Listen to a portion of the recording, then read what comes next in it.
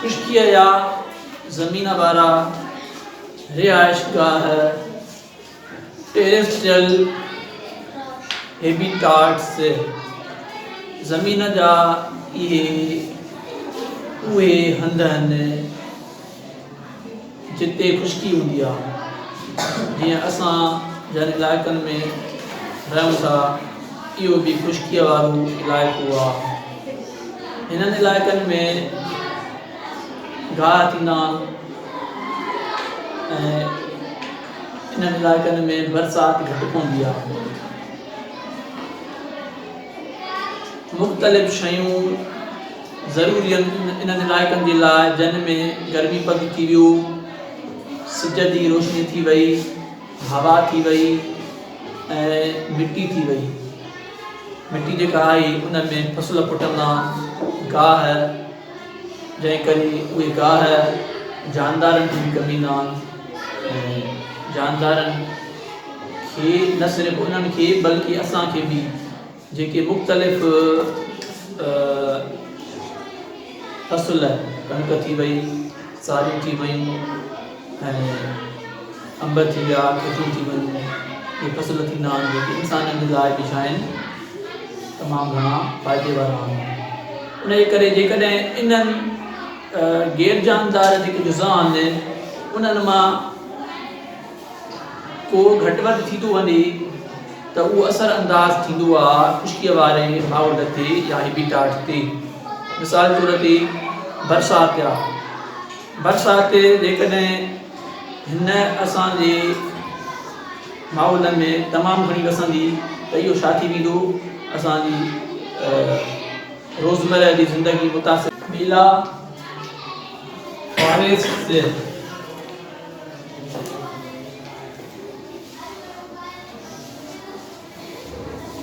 जेके ॿेला अची था वञनि न उहे बि खुशकीअ वारा हंध आहिनि, इलाइक़ा आहिनि। खुशकीअ वारा इन जो मक़सदु इहो आहे त जिते पाणीअ खां सवाइ जेके हंध आहिनि ज़मीन ते, समुंड पाणीअ वारो आहे, खुशकी न चवंदासीं समुंड खे, दरिया खे खुशकी न चवंदासीं, ठीकु आहे न। ऐं ॿेला ड्रिगा थींदा आहिनि, सावा थींदा आहिनि। तव्हां ॾिठो आहे जिते ॿेला हूंदा आहिनि उते मींहुं इलाही वसंदो आहे।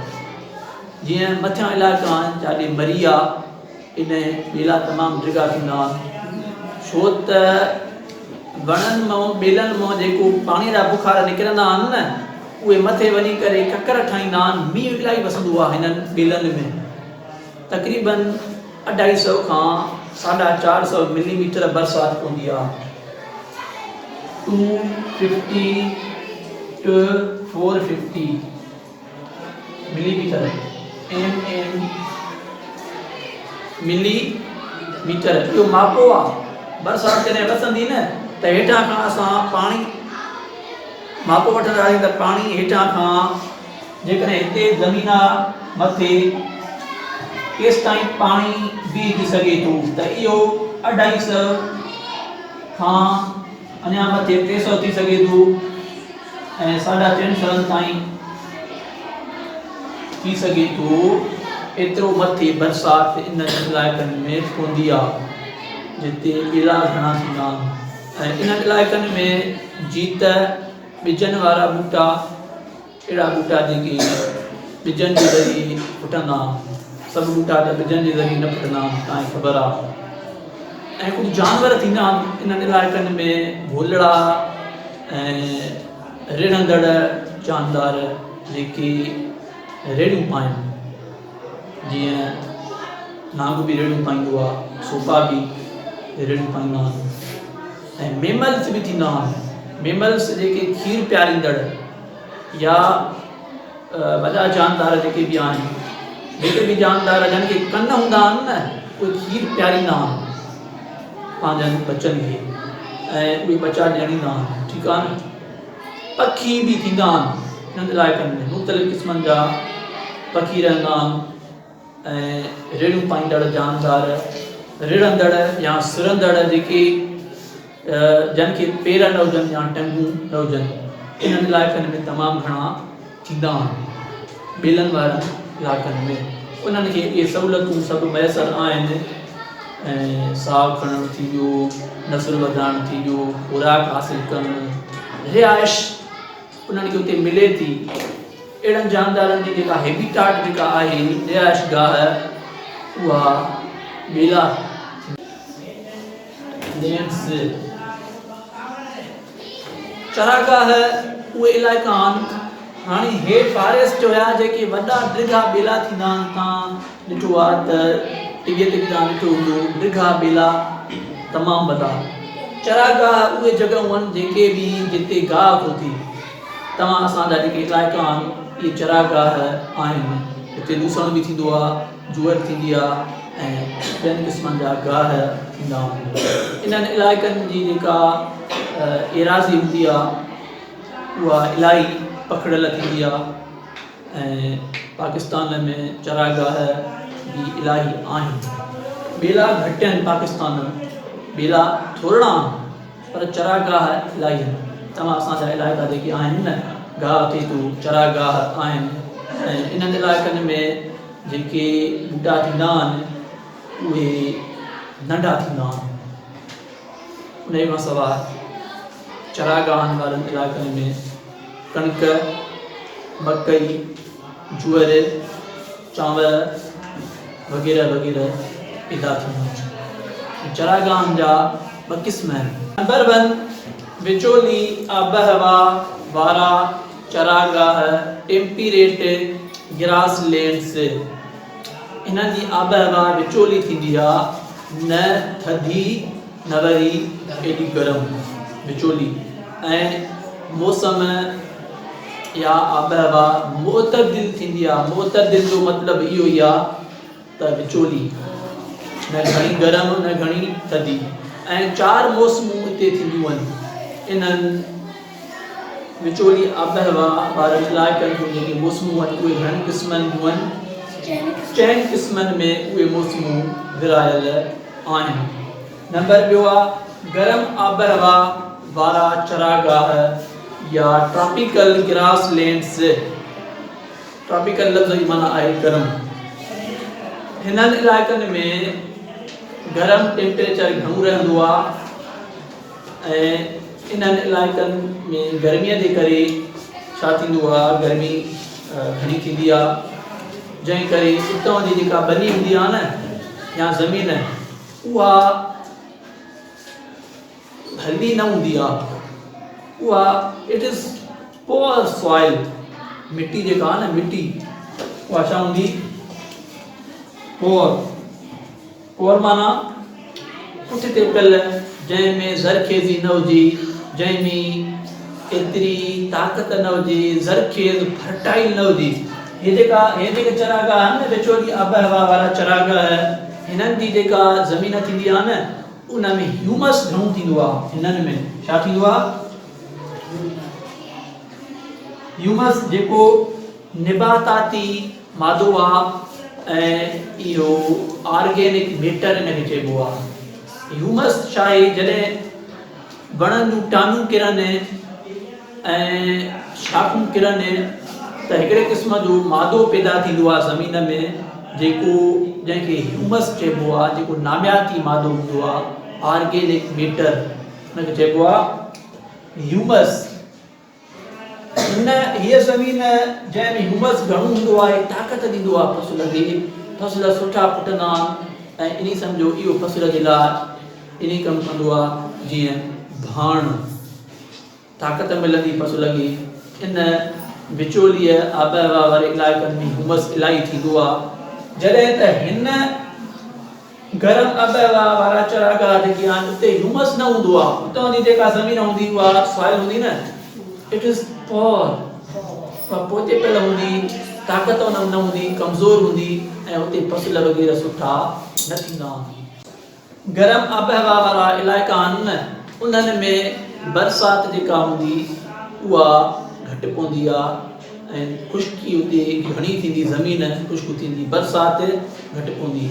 छो त बरसाति घणी पवंदी उते आहे जिते पाणीअ जा बुखार निकिरंदा आहिनि। जीअं ॿेला असां पढ़ियासीं त जेतिरा वण घणा हूंदा उन इलाइक़े में बरसाति ओतिरी घणी पवंदी आहे। पर छो त असांजा जेके इलाइक़ा आहिनि उते बरसाति कॾहिं कॾहिं हूंदी आहे पर उहा कॾहिं कॾहिं वरी तेज़ घणी थी वेंदी आहे जंहिं करे नुक़सानकार बि थी वेंदी आहे। असां चवंदा आहियूं त हिते ज़रूरत न आहे उते वसे जिते ज़रूरत हुजे। जीअं थर आहे डिज़र्ट DESERT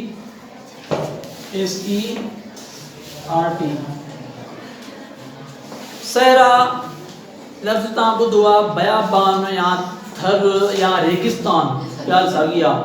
इहे उहे इलाइक़ा आहिनि जिते बरसाति हूंदी न आहे जंहिं करे उते बारी हूंदी आहे ऐं खुश्की हूंदी आहे। इहा ज़मीन जेका आहे उतां जी ॿूटा पैदा न करे सघंदी आहे। पाणी कोन्हे त ॿूटा कीअं पैदा थींदा। पाकिस्तान जो जेको मशहूरु रेगिस्तान आहे उहो आहे थर ऐं थरनि में उते उहे चवंदा आहिनि त बरसाति वसे त असां पाणी पीअण लाइ बि या ॿूटनि लाइ या जानवरनि लाइ कमु आणे सघूं। पर उतां जो जेको माहौल आहे उहो तमामु ॾुखियो आहे। बयाबान जी ज़िंदगी ॾुखी थींदी आहे। उते life is very difficult in desert areas. जेके बयाबानी इलाइक़ा आहिनि न उन्हनि में जेका ज़िंदगी आहे ॾुखी आहे तमामु। टंडरा बर्फ़ानी इलाइक़नि में बर्फ़बारी घणी थींदी आहे। इन जो बेस्ट एग्ज़ाम्पल असांजे पाकिस्तान में बरी बर्फ़ इलाही उते वसंदी जंहिं करे उतां जो जेको माहौल हूंदो बर्फ़ जमो थींदी ऐं उहा बर्फ़ वरी सावण जे मौसम में ॻरंदी आहे। वरी ॿोॾूं ईंदियूं आहिनि जॾहिं बर्फ़ ॻरी हेठि लही ईंदी आहे न ॿोॾूं ईंदियूं आहिनि। इन्हनि इलाइक़नि में लूमड़ ऐं चिॿिरा रहंदा। इहे हा लूमड़ ऐं चिॿिरो इन्हनि इलाइक़नि में अक्सर करे रहंदा। दुनिया में अंटार्कटिका जेको आहे न इहो मशहूरु आहे।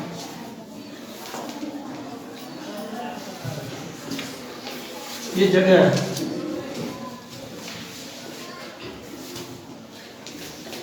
ठीक है ना अंटार्कटिका जेको अंटार्कटिका खंड आहे या मुल्क आहे हथ मथे को जेके अचे थो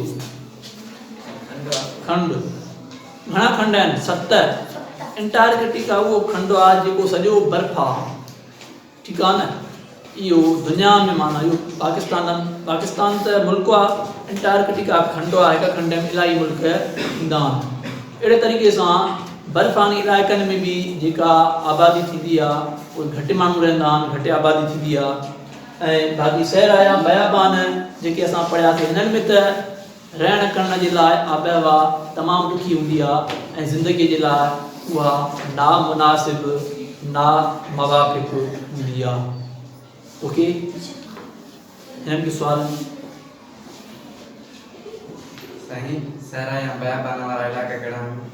थर पाकिस्तान जो सिंध सूबे जो बेस्ट एग्ज़ाम्पल जेको आहे थर रेगिस्तान जिन इलाइक़नि में बारी घणी हूंदी आहे पीले रंग जी बारी या डिज़र्ट बयाबान जिते गाह न थींदा आहिनि। मींहुं न वसंदो आहे त गाह कान थींदा गाह न थींदा आहिनि ॿूटा न थींदा त जा पाणी न हूंदो आहे पीअण लाइ बि थर वारनि खे पाणी न आहे। उन्हनि जूं पासराटियूं वीचारनि जूं तव्हांखे नज़र ईंदियूं ऐं मरी था वञनि जल्दीअ में बीमार बि था थी पवनि। खुराक खाधो न आहे पाणी न आहे जंहिं करे ॾुखियाई आहे। जेके ॿार ॼमनि था उहे जल्दी मरी था वञनि ऐं उते ज़िंदगी तमामु ॾुखी आहे।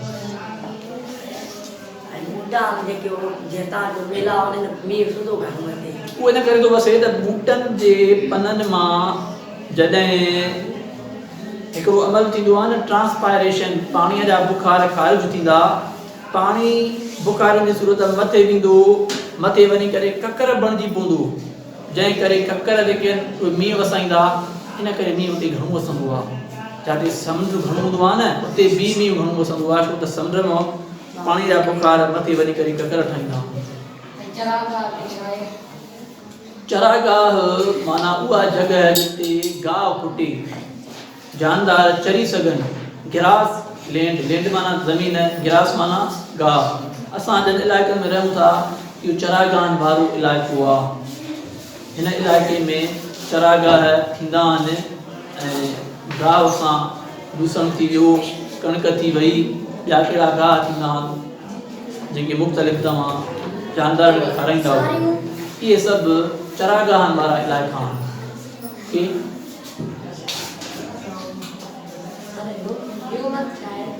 ह्यूमस नामियाती मादो आहे जेको ज़मीन में तॾहिं पैदा थींदो जॾहिं ज़मीन जूं ॿूटनि जूं शाख़ूं किरनि ऐं उहे जमा थियण जे करे ॿूटनि में खुराक कंदा आहिनि न, पननि में टामियुनि में उहा खुराक जमा थी करे ऐं ह्यूमस बणिजी वेंदी आहे। नामियाती मादो इहो हिकिड़े क़िस्म जो भाण वांगुरु मादो हूंदो आहे, ताक़त हूंदी आहे हिन में, ॿूटनि खे ताक़त ॾींदो आहे, सुठा ॿूटा पैदा थींदा, फ़सुलु सुठो थींदो आहे। ठीकु आहे। थर ॾे ॾिसो न, थर हिकु त परे आहे ऐं ॿियो त हुकूमत जेकॾहिं बंदोबस्तु करे, हुकूमत खे करणु खपे बंदोबस्तु इहो त उते टैंकर वग़ैरह मोकिलिया वञनि पाणीअ जा, त जीअं उते माण्हुनि खे पीअण लाइ पाणी मिले, जानदार वग़ैरह। पर पीअण लाइ ई पाणी घटि आहे, इहो हुकूमत जेकॾहिं चाहे त उहा हुनखे करणु घुरिजे हुकूमत खे। पर छो त जेको आहे असांजे मुल्क में एतिरी तरक़ी, सहूलियतूं ऐं इहे सभु शयूं न आहिनि, जंहिं करे इहो नथो थी सघे। करणु घुरिजे, भली ॻाल्हि आहे।